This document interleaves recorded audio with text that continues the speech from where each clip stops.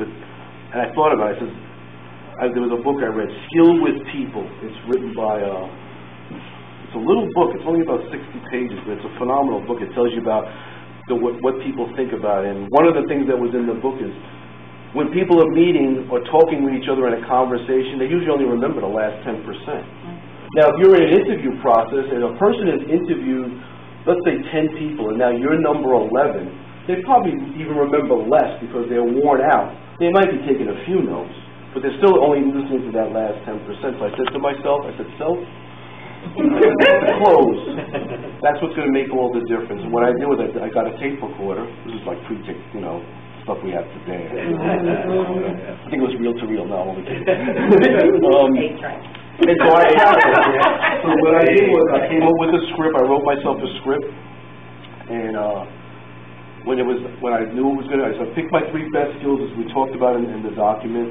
I said, and that's going to be my close, and I'm going to make sure that it's a memorable experience.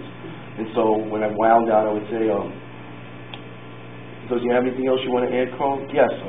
Just in closing, Joe, I'd like to give you 3 reasons why I think I'm the best person for this position at anybody you have interviewed or will interview. Now, based on what you've talked about, let me show you how 3 of my skills have fit into what it is that you're talking about. And I went through all 3 of them. Now, to me, that always got people's attention, because that, whether I'm the first person that was interviewed or the last one, now it doesn't matter. I'm in the middle. They're definitely going to take stock of that, because most people are going to go, no, I don't have anything else. Okay, fine. And that's the way it usually works. So that's kind of like creating those wow moments. And don't you know, been into 23 no's, and then I called all the recruiters back. Oh, Carl, glad you're back. That's, I want to make some money off of you. That's okay. That was cool. That was cool.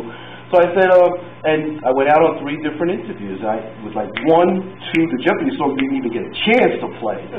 Just doing that, it made all the difference.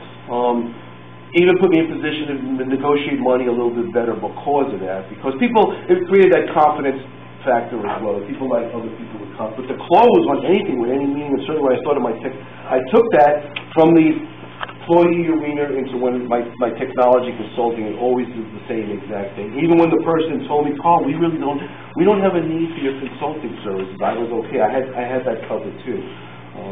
Where I still made the wow moment presentation, and I would always say, hey Harry, I know you can't use my service, that's okay. Tell me something, what's another business issue that you have, either within your department or the company's experiencing? I go, I may not be able to solve it. I said, maybe I can connect you with people in my network. So I leverage my network all the time. And that helped me get business in the future. And that worked very well with doing that. So that was another wow moment for doing that with the close, with helping people out.